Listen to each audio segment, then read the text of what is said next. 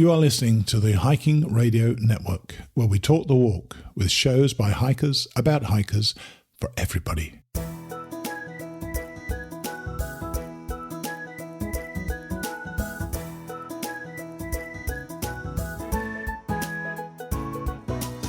Mighty Blue on the Appalachian Trail, the ultimate midlife crisis. Join Steve and his guests every week as he staggers from Georgia to Maine.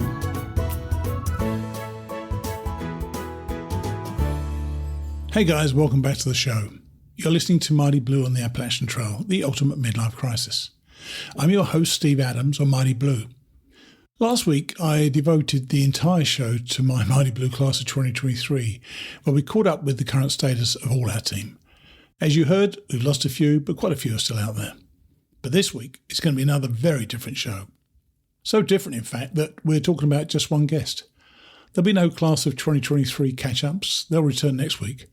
There'll be no resumption of George Stefanos' epic telling of Then the Hail Came. That's also coming back next week. Today, we're going to be talking about Jillian Hitt, or Buckets. Buckets went on the AT as a 19-year-old in 2018. She didn't finish the trail. She got injured. Yet she left a legacy that I'd like to share with you all today. We're going to hear from three people. First, and throughout the podcast actually, we're going to hear from Jillian's mum, Dana Johnson. We'll also hear from her best friend, Jessica Berringer, who has a particularly poignant part in the show, which will become obvious as we move forward. And last but not least, we'll talk with Thomas Steiner, or Scadder, who shared some of Jillian's hike and did something for her that was incredibly meaningful for her family. At the end of these interviews, I'm going to be answering a question from a listener that I think is so apposite to this week's show. So stick around for that. But let's get started, and let's meet Jillian's mother. This is Dana Johnson. Our guest today is Jillian Hitt, or Bucket. Unfortunately, though, Jillian is no longer with us. However, I've got three people on the show who want to share her story about her Appalachian Trail hike in 2018. Our main guest is going to be Jillian's mother, Dana Johnson. Hey, Dana, thanks for coming on the podcast. You bet. It's a pleasure to be here. Now, this is such an unusual show for this podcast, and I'm especially sensitive to your daughter and what happened to her. Can we start with what it was that got Jillian out onto the Appalachian Trail in the first place? I think when she was really young, we just always really enjoyed vacation time in nature, and we loved to explore as a family. And when her father and I divorced, she was quite young, and we would just take time with both of our children in the summer, and we often, almost always, ended up in Georgia and North Carolina camping. And just the love for being outdoors is, I would say, what started it. Did you all share it, or was it a thing that Jillian liked it, and you and your ex-husband went along with it, or were you all outdoorsy? We were all outdoorsy. When we were engaged prior to being married, we were on vacation in Georgia and got on the trail, and it was the first time I had heard of the AT, and I tried to convince him then, let's just go. Let's hike now. When else will we? And so we've all been in love with the trail from early on. So we spent a lot of time camping, and it turned into hiking. And after we divorced, Jillian's love for hiking was even stronger than ours, and we allowed her to explore that further. She did a lot of research. And it came to be where in the summers, I would take her for, 7 to 10 days on the trail. And in the fall, like over Thanksgiving break or something, her dad would take her, and we'd start at the stairs. And wherever I left off, he would take her the next time they went. And wherever he left off. That is co-parenting, all right. We did our best. Yeah, that is quite something. And you told me before that she'd been hiking since the age of about 12, and she'd kind of wanted to do the whole thing since then. But you said she'd done about 330 odd miles? She did. Prior to hiking on the trail from beginning, we had gotten to mile marker 336 between both of us, parents and her. So yeah, she had some trail experience. That's real nice. And also when we spoke before, you remarked that Jillian felt content in the woods. In what way did you see that? Or was she just buying into what her and her father were doing? You and her father were doing? It was more her than us. That's all I can say. She was a delightful toddler. Then getting in between the middle school years was a little bit awkward trying to fit in, but she was so just peaceful and content in nature. That's the only way I can describe it. She would just open up and animals, bugs, dragonflies would land on her. She was completely connected. She noticed everything hiking. She'd be like, "Did you see that? Did you see that?" She spotted everything. I'm terrible for that, and I admire anybody who can do that. People walk along, they'll say, "Oh, did you see that? Did you see that flower? What flower?" I have no idea. I'm just looking at my feet all the time. Same. So I don't follow. So you and your ex shared those hikes with her. Tell us about some of those early hikes. Well, I'll say I took her more on day hikes, and in 2012. He took her on they planned to spend their first 5 days out there. And they went to Walmart and got their gear. And by day 2, it had torrential downpoured. She was 12 years old. Her pack was 35 pounds. Oh my gosh. Her dad rolled an ankle. And by the second day, they ended up staying in a hostel. And they just, more than the trail, she fell in love with hikers and the community. And she even wrote an amazing school report on it one time about just how interesting the hiking community was. So that's interesting. Tell us about that then. Tell us what was she talking about? Well, let me think. Those early years, her name was Mountain Goat because she was really good hopping from rock to rock. But when they went on their first 5-day hike and stayed in the hostel, because his last name is Hitt, Hitt, as well as her last name was Hitt, they started calling them, they got the trail names together, Hit and Miss. So excellent names. Yeah. Excellent. So in regard to that, the next summer she was probably 15 years old, and she had summer readings she needed to do. And I was encouraging her the best I could. I said, please get this out of the way. They're 3 large books, and, it'll be so nice to get on trail not thinking about it. So she turned her phone on hotspot and set up the computer, and we went for a day hike and then camped at a campground, and we were getting ready to leave the trail. And I said, how did your summer reading project go? And she was like, it went all right. And I said to her, do you mind if I read it? And she's like, you're probably not going to like it. And so she wrote in this report to her teachers explaining why she didn't finish her summer reading projects. And that was because she was choosing to live. She said, I absolutely love to read, but, time shouldn't just be spent. History has an important role, but I believe in living in the now too. And as soon as I can, I will get to read those books. Wow, bless her. How old was she then? She was maybe 15 at that point. But she really wanted to go on a thru hike. And she wanted to so bad. And her English teacher that she had to write this report for gave her an extra week, and they became fast friends. They would eat lunch together every day, and she tried to convince her English teacher, who was retiring the next year, to go on trail with her. So there was no stopping her. She had done research. She made the little tin can stove with the alcohol stove. It was her complete passion through and through.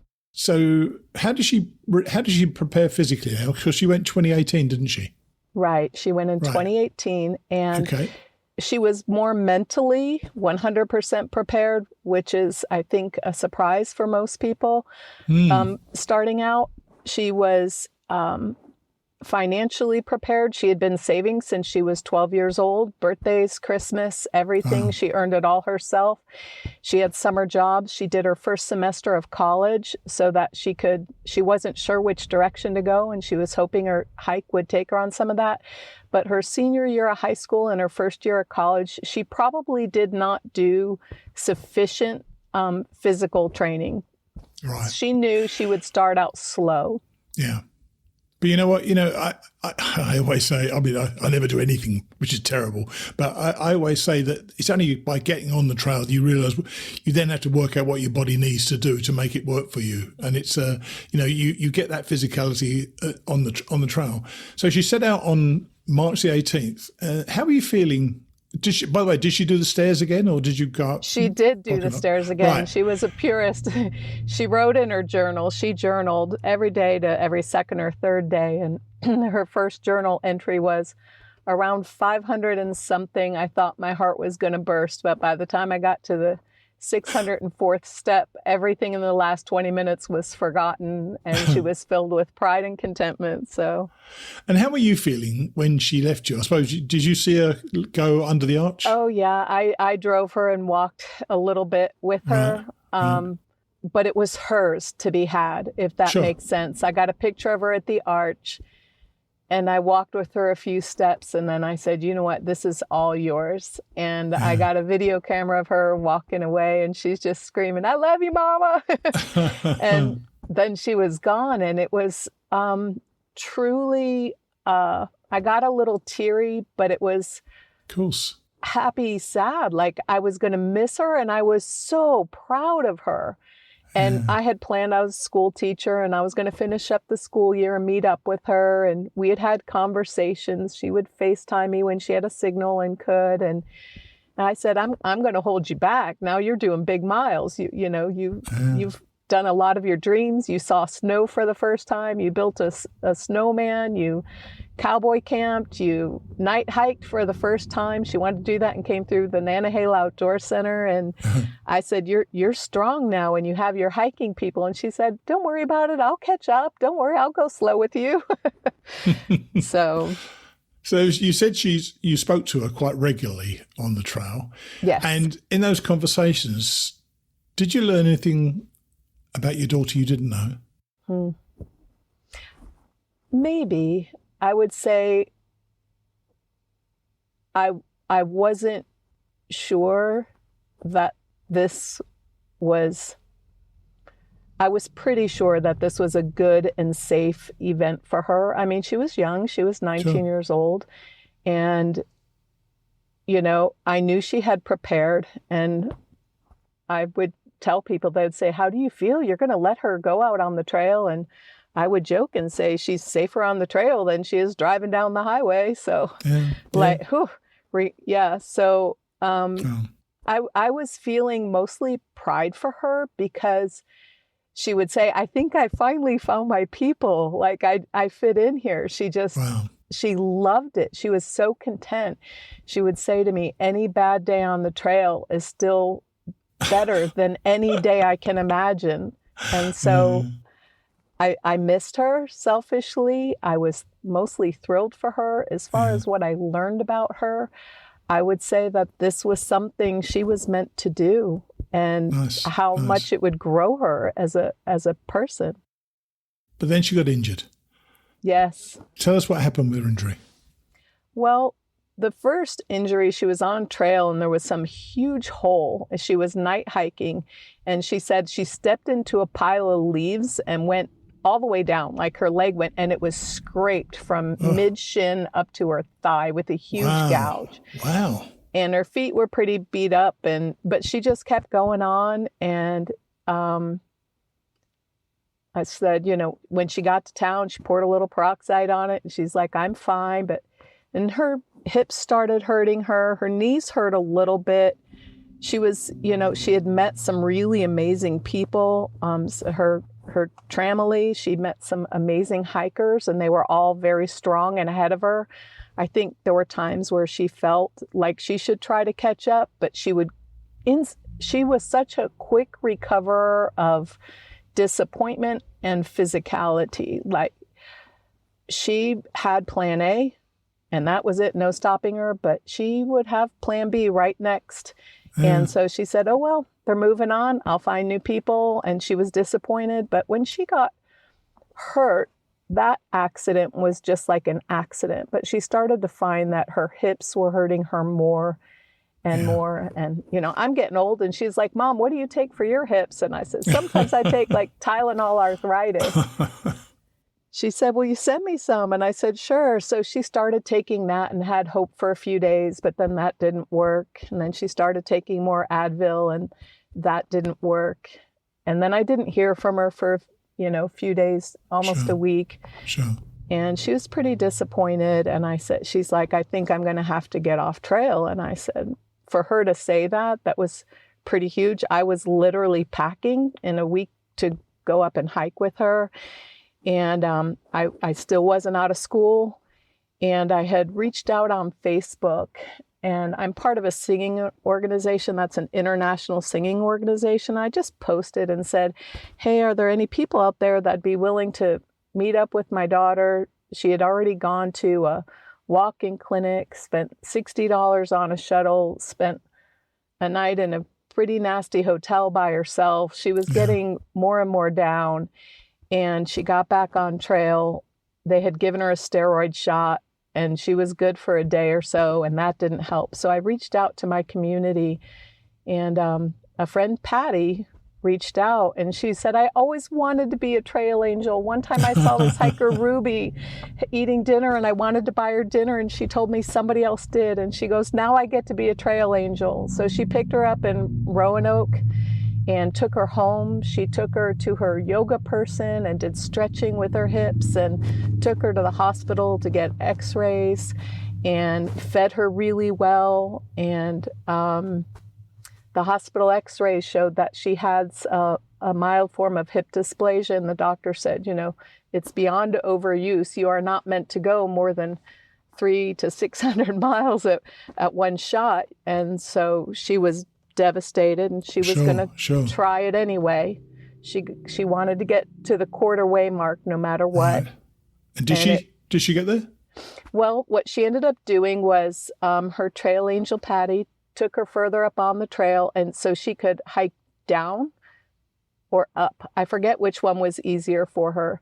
So she hiked backwards to the quarter-way in, right. And then they shuttled her lower. And she hiked up to the quarter-way in, and that was extremely painful for her. I'm sure it was. And her dad was coming to visit her. He was getting off of a gig and was going to visit her. And she said, I need you to take me home. So she waited in the hostel for a couple of days. He picked her up and brought her home.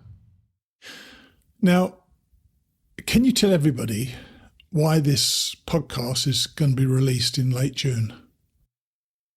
Well, Jillian had the intention of finishing the trail, and she had made a new determination that she would do it in quarter chunks after each semester. So she came home, and the reason it's being released in late June is she got off trail June 20th, and her dad brought her home. They spent the day there. On the 22nd, she arrived home so happy, so strong. I had never seen her in such joy, and her thighs were just like boulders. She was just so strong and happy and content. Even after the disappointments, she had on her plan to meet a hiker, and they were going to go look for a minivan, and she was going to do trail magic until school started for a few weeks, and she was going to get back on trail. But she went to leave, and she and her sister, she was waiting for her sister to get off of work, and so she went to pick up her very best lifelong friend, Jessica, and they were going to go to the Pride Parade. And Jillian had left about 1:15, and Jessica texted me at about 3:00 and said, have you heard from Jillian? She's still not here. And I was thinking that Jessica was at her college dorm. And I'm like, well, it's an hour away. And she was like, no, I'm at home. She should have been here like an hour ago. She said, I'm really concerned. It's almost like she had this knowing. Yeah. And I looked at my phone, and my battery was running low, and I instantly put my phone on, and come to find out that Jillian had been just minutes from my home. I was working in the yard, heard the sirens and ambulances and everything. And she had been in a car accident. Somebody was distracted and didn't see the vehicle in front of them and turned in oncoming traffic. Yeah. Well, look, I've already obviously mentioned earlier on that Jillian's no longer with us. And when I was approached to talk with you, I tried to think of a way to treat this as more of a celebration of a life rather than a sad tale, which I know it is a sad tale. Of course it is. And we spoke about the best way to do this. And well, what we've come up with is what we've come up with. So for now, Dana, we're going to actually move away from you. We're going to stay where you are because we're going to be back. But we're going to turn to Jillian's best friend you just mentioned, Jessica Berringer. We're going to be back with you shortly, okay? Sounds great. How hard that must have been for Dana, not only to relive that moment, but also to talk about it now, almost exactly 5 years later. As I mentioned in our conversation, though, we both wanted to make this more than a sad story, although it certainly is that. We wanted you to get to know a little bit more about Dana's young daughter. So while Dana can give you her version of Jillian, I also reached out to Jillian's best friend, who spoke with me from Scotland, where she's studying. This is Jessica Berringer. So now we're going to meet Jillian's best friend, Jessica Berringer. Hey, Jessica, thanks for talking to me about Jillian. Of course. I love talking about her. I've noticed that about obviously her mother and you and Thomas, who I've already spoken to. You all seem very happy to talk about her, almost as if it feels like it's keeping her alive in many ways to you, I suspect, because you're keeping that there. Tell us how the two of you became firm friends. We met in theater. We were in the same production of Peter Pan when we were in 8th grade.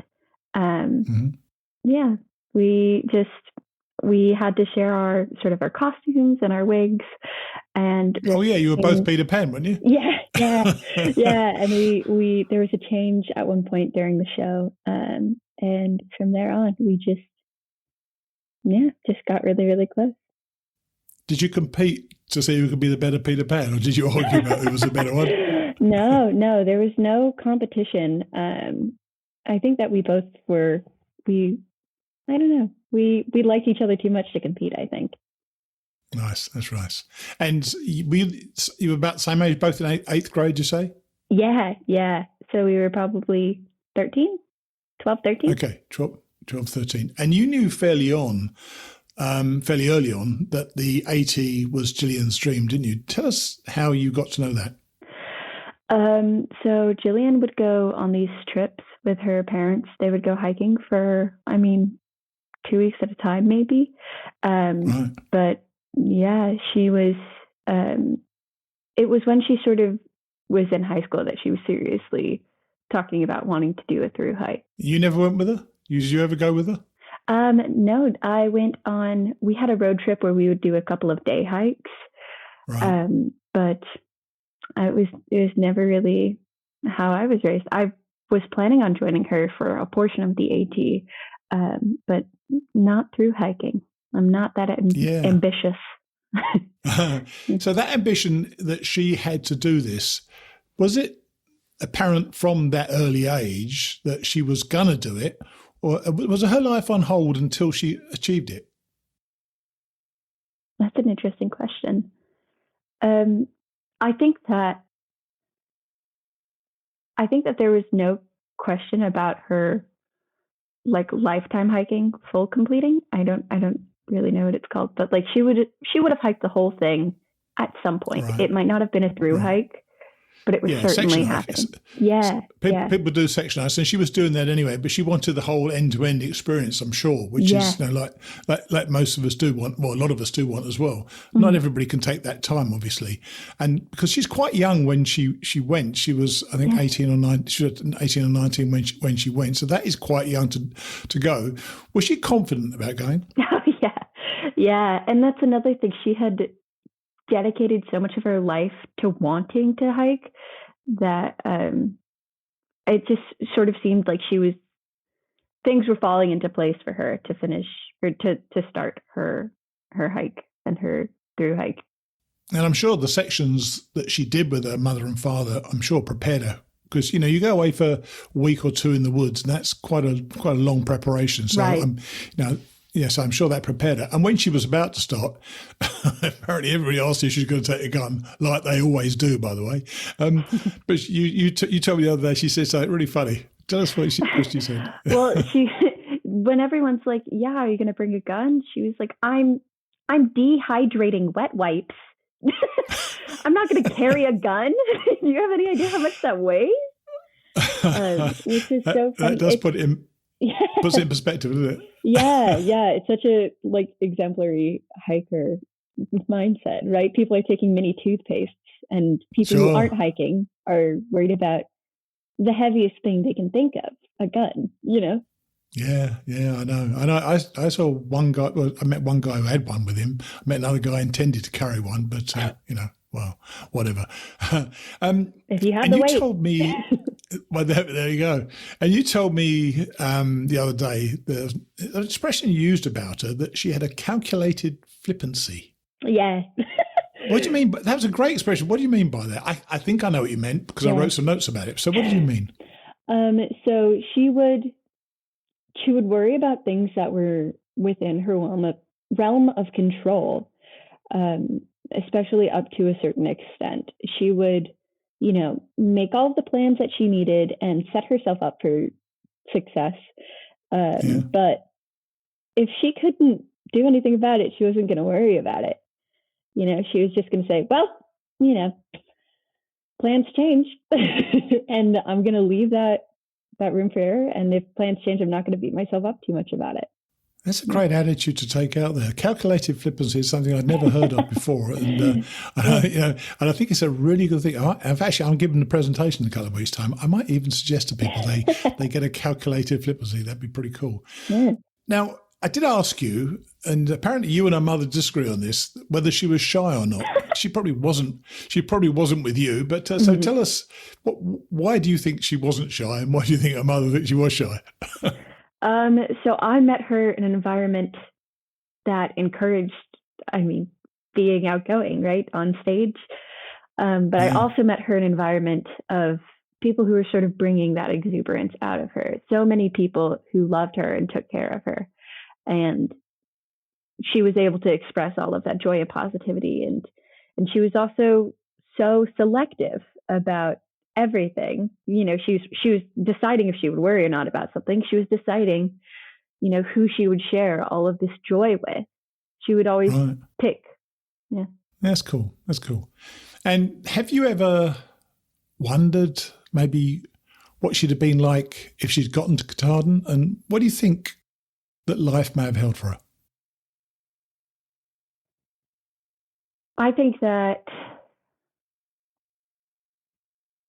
understanding what it means to be so single-minded, and to take your time with something that's important to you is something that she did carry with her in her life, but that she really would have carried with her tenfold if she had finished. Right.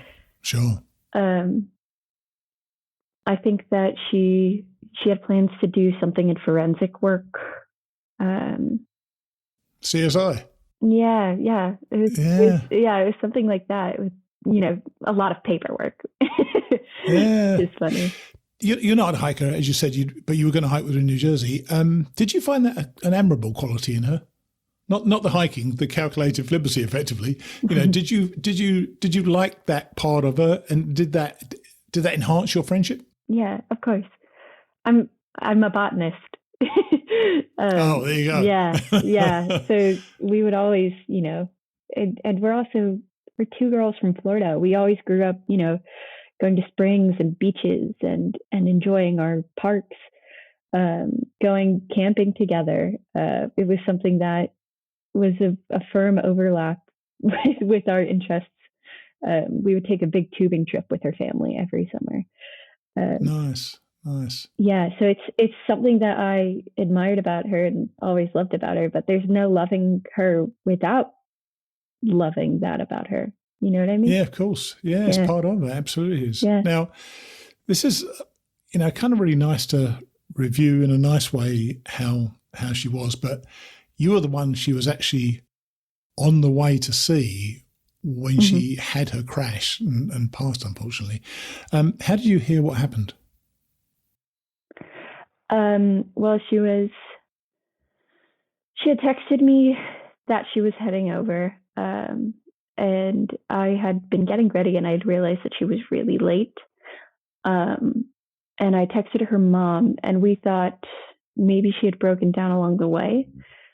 So I had my mom drive me to see if, maybe she was somewhere in between our two houses. We were like 40 minutes apart. And we actually were, as we were getting closer and closer to her house, stopped by a lot of traffic. They had completely closed down the road. And, I saw her car, and I told the cop, I said, "That's my best friend's car. Can you tell me what happened?" And they said, "We don't know who died yet." Oh my gosh. Yeah. And so then, and you knew, I presume you knew straight away then, didn't you? Yeah. And I remember actually seeing her car and saying, like, "Mom, that's her car." And my mom said, "Are you sure?" And I was like, "That's the AT sticker on her car. Like, that's it. There's no one else's car that would have that in this area." Sure. But yeah, and then the cop had said that we don't know who died. But I can see the car. I know things aren't looking good. Because they hit driver's side. And then they said, "You're sure this is your best friend? Like, what can you tell us about her? Can you show us a picture of her?" And I did. I showed them her most recent picture, her government name, her birth date. I even offered her blood type if they needed it. Sure, yeah. And then they said, "She's the one who died, and we need to contact her mother. You cannot contact her mother. Can we follow you to her house?" Sure. So that is how I found out. Do you, and it's going to be a marginal comfort, I guess, but do you gain any comfort in knowing that Jillian passed doing exactly what she dreamed of doing for years?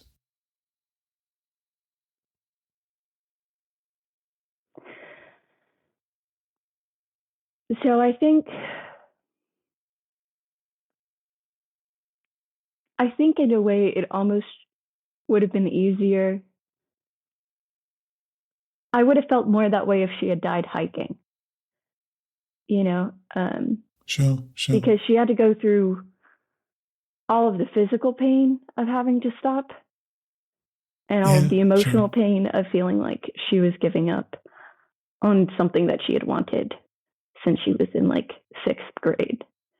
Yeah.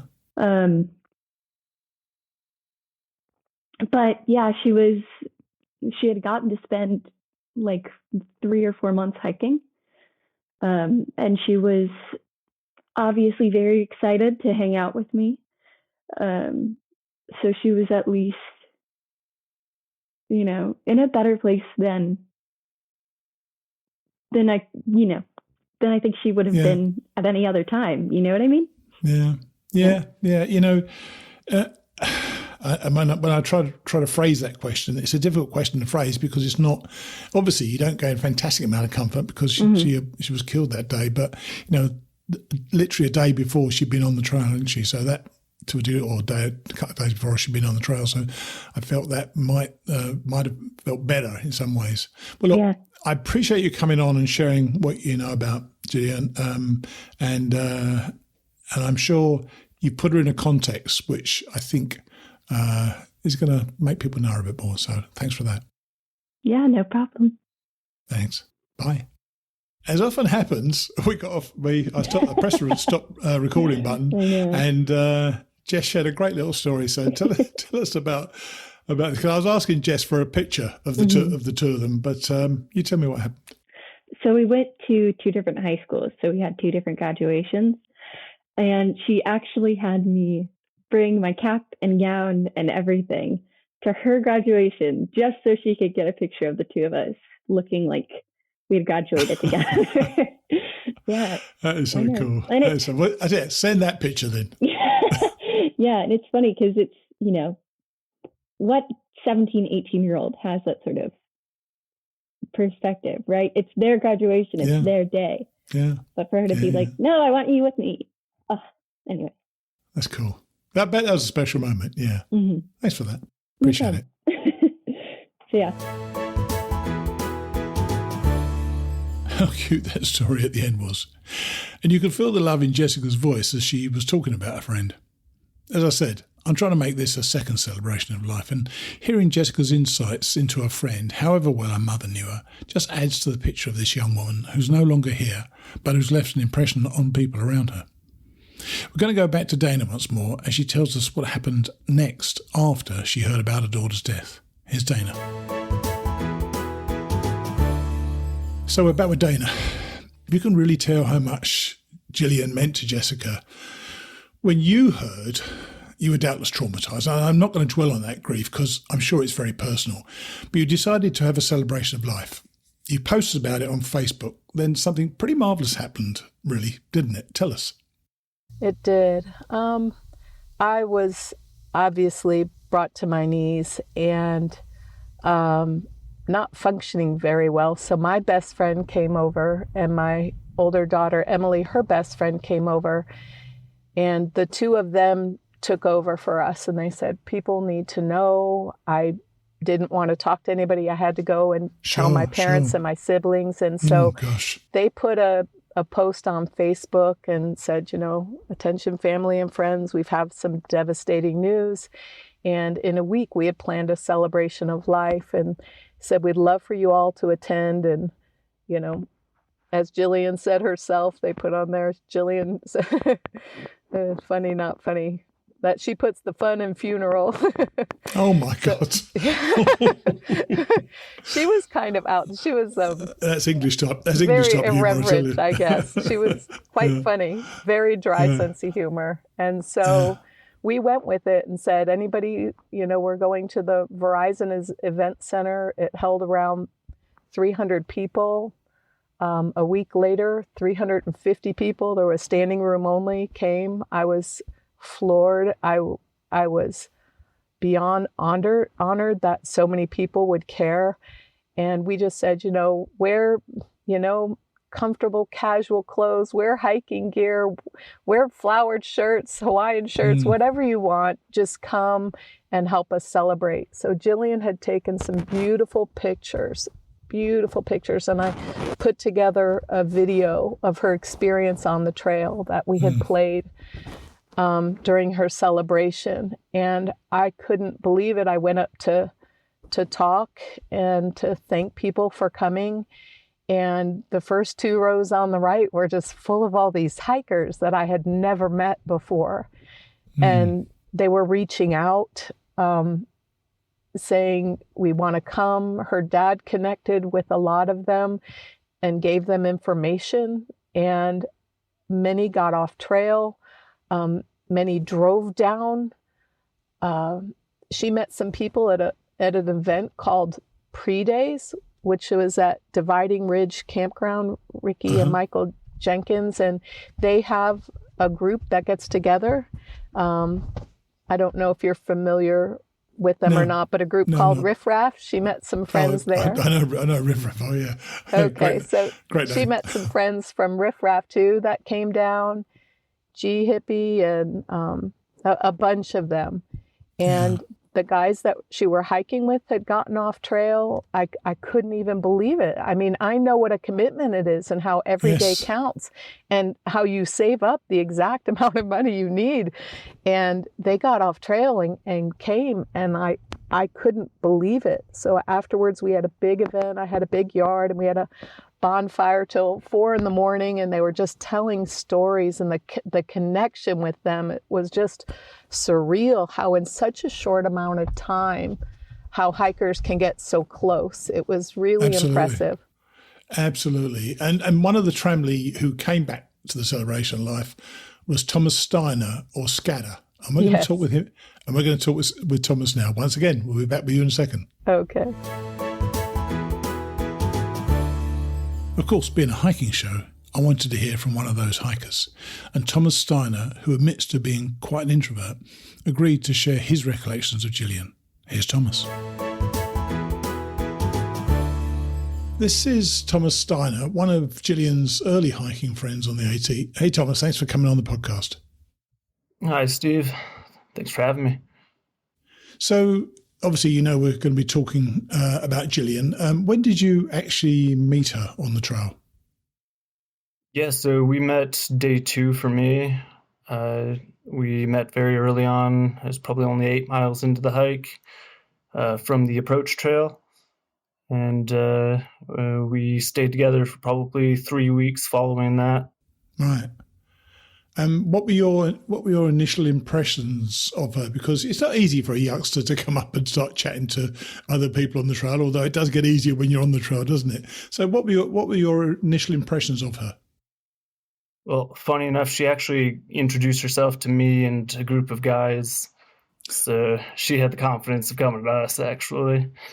But overall, I got the impression of her personality as she was a quieter type. She spoke when she felt it was right to speak, and she was usually concise about it. Always in a pretty good mood. She definitely wanted to be there more than most people, I thought. Well, that's cool. Yeah. And you mentioned the other day, because we did speak before, that you felt an affinity for her introversion.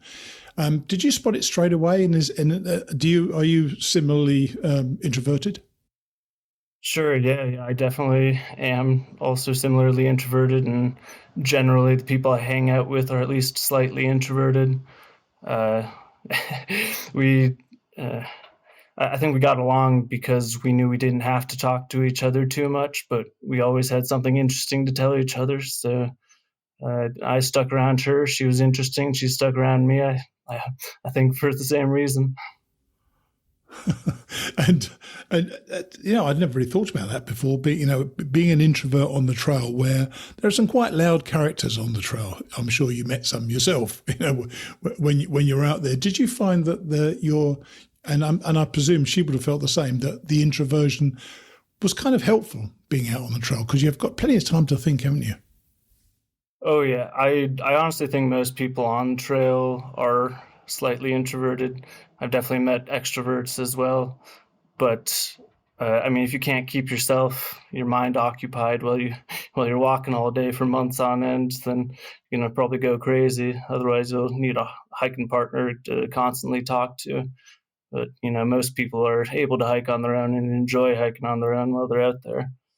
Yeah, and so you formed an early tramily, and you obviously hiked with her for a while. Had you expected to do that? Did you expect to get a fat tramily early on, or were you quite happy just to be by yourself out on the trail?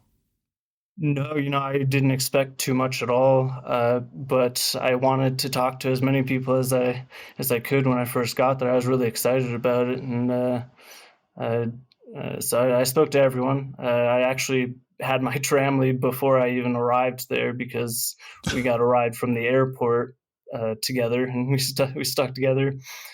Buckets joined in very soon after, and unfortunately that tramily disbanded within a week, just because Buckets and I couldn't really keep up with the others.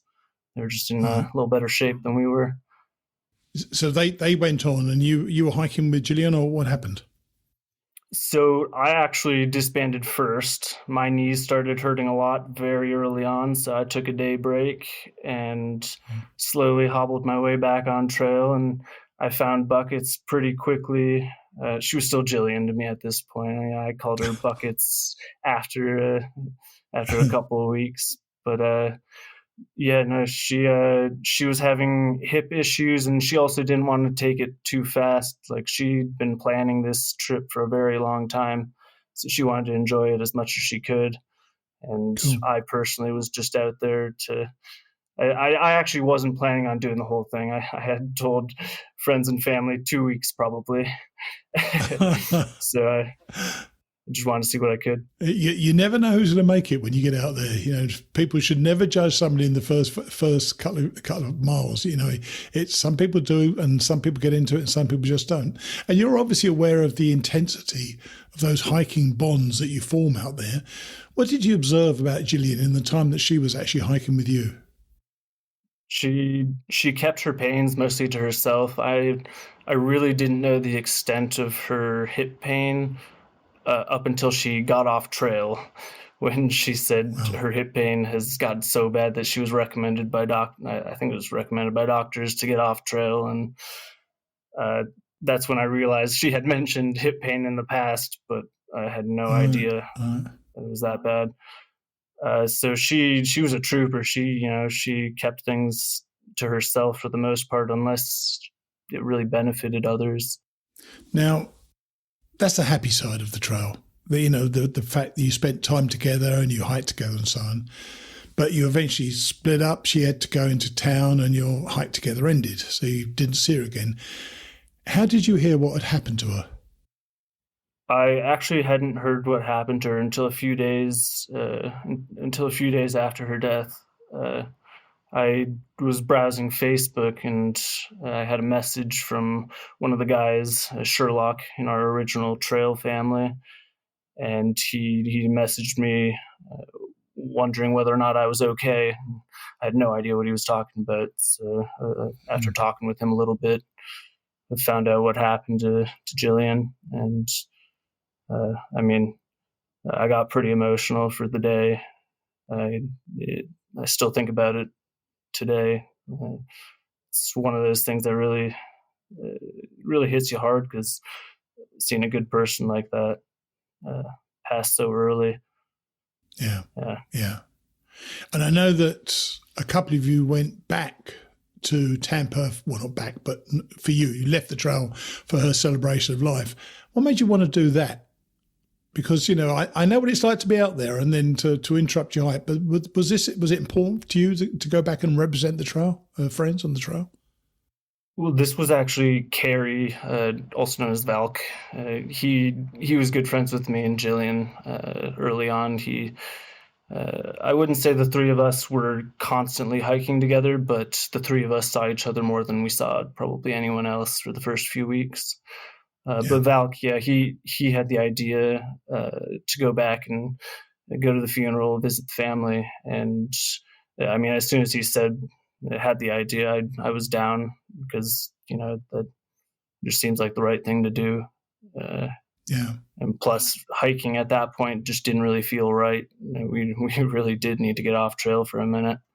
Yeah, I'm sure it was, obviously it was much worse for her, but, for you guys, it must have really put a sort of damper on you. But you went back and you told me the other day it was a real celebration, which I loved. It's a great thing that you celebrated. But you did also, and hopefully this is lightening it up, you did tell me that she was a big fan of a particular type of cake.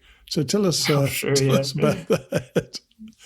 I didn't actually know this up until I saw the cake, and then I asked her mom later on about it, and apparently she wanted a penis cake. I'm not sure for what particular occasion, but I guess Buckets wanted a large penis cake, and she got that. They celebrated with this giant cake, and you see tears running down from her mom's eyes while she's bringing out the cake, and everyone's laughing because it's a funny idea. It was Buckets' idea. Yeah. She was a goofy one, that's for sure. Yeah, goofy is a good way to call somebody. And I know you're off trail for a few days, and I know you went back to the trail and you obviously got to the end, but then you took something with you, didn't you? So tell us about that and what you did with it. Sure. Yeah. When I was visiting her family after the funeral, I had the idea to take the bucket that Buckets was named after. She had this ultralight bucket for carrying water. It was like 5 liters or something like that. And it was a really neat tool. I've got one. 10 liters. Oh my goodness. Yeah. That's a lot of water. I carried it a couple of times, almost full, and that thing's it's fun to use. I like it, and I thought that was a perfect name for her too, and she loved it too. Added the S to her name, making I had the idea to make Bucket her name. I'd given her a bunch of options, and she stuck with Bucket and then added the S to it. And it's very cool. So, but what do you tell us what you did? Yeah. Yeah, I felt the bucket meant a lot to the family, and They had expressed interest in hiking themselves, but I knew I was going back to trail, so I might as well offer to carry the bucket back for them. And I didn't realize how impactful that would be to them. Yeah. But I think they really did appreciate that. And I mean, it wasn't really anything it wasn't difficult for me to carry a few ounce bucket. But you made a point of showing it on your Katahdin photo, didn't you? Which is pretty damn cool. Yes, it was a bit blurry, I'll admit that, because of the weather that day. But I pulled out the bucket for the photo. It felt like an accomplishment. Yeah. Well, look, I'm so glad you agreed to come on and talk about Jillian. I know you didn't know her very long, but there are people who would meet in our lives that have an impact upon us, and I admire you for coming on to talk about it. I know you told me yourself you're an introverted guy, and the fact that you found a kindred spirit in her, I'm really glad you came and shared it with us. Thanks very much indeed. Yeah, thanks a lot for also doing this for her. It's. I think her family will really appreciate it, and I think she was a very important person in this world. Okay, man. Okay, you take it easy, okay? Cheers. Thanks, Steve. Bye. Doesn't that just show what we've often talked about on the podcast? Thomas knew her for just a few weeks, yet he suspended his hike and wanted to be there to celebrate her life. And 5 years later, he's helped us do the same thing. We all experience that. There's something about sitting in a shelter, scrunched up over, ramen noodles and mashed potatoes, and sharing moments with somebody you hardly know. Everybody who goes out there for an extended period of time experiences this, and those moments are the times that you remember. So finally, it's back with Dana to sum up what it meant to her family that the hiking community embraced her and her daughter. Here she is again. So what did it mean to you and your family to have these guys come back and celebrate your daughter's life? It's almost difficult to express the amount of gratitude I have for their presence. She had been gone for 3 months on the trail, and that's the longest I'd ever been away from her. And so having that connection and knowing what they gave up to be there, I was stunned. I was like, no wonder these are her people. Yeah. It's, I totally understand it, by the way. I really do. And Thomas, he, as he said in the recording just now, he said that he took her bucket. She was called Bucket because this silk nylon bucket, which I've got, by the way, a 10 litre bucket. And he took the bucket all the way to Katahdin, didn't he? Yes, he did. So he named her after that bucket, and she named him Scatter. They had the tent set up, and she was quite organized, and I guess his was not. I'm presuming. I don't know if he gave you more information on that. But so what was super meaningful is afterward, Scatter, Thomas, and Valk, Carrie, came, and they said, we would be honored if there's something of hers that you would like for us to take to Katahdin, we will. And again, we just were like, how about the bucket? You're the one that named her. And so they called her Buckets and they took turns carrying it. And when Scatter got to the top, he was the one who had it. And so it was a pretty cloudy day, but he sent us the picture on top of the mountain, and that was such joy. That must have been special for you. That must have been really special for you to get that picture. It was almost like she made it, in a way. Yeah, I guess. And we're now 5 years on, and doubtless the pain hasn't gone away. However, that hiking community's reaction to her death, is that in some way cathartic? You said earlier on you felt that she found her people. And, frankly, when you find your people in life, that's a pretty good life to have, isn't it? It's beautiful. I think some people never do. And she was so fortunate at such a young age. And the connection with them now, Ricky, Michael, Valk, Scatter, Snort, sent a great video Brady G. Hippie, he has been there all along. He's kind of like the dad of Riff Raff at the time, keeping the young ones in line. Number 3, so many people that it just meant the world to us. It's like, we are 5 years in, and it's an up and down healing process. Of course. But for the most part, I sincerely believe, we are spiritual beings having a human experience, and we have a choice. We can focus on what's we wish would be different or what is and be grateful for it. And for me, for her, I choose to focus on what to be grateful for. And I'm so grateful to you for this opportunity to be able to share her story. And maybe some of her hiking buddies will hear it. And if I didn't name them, I'm sorry. I appreciate them all.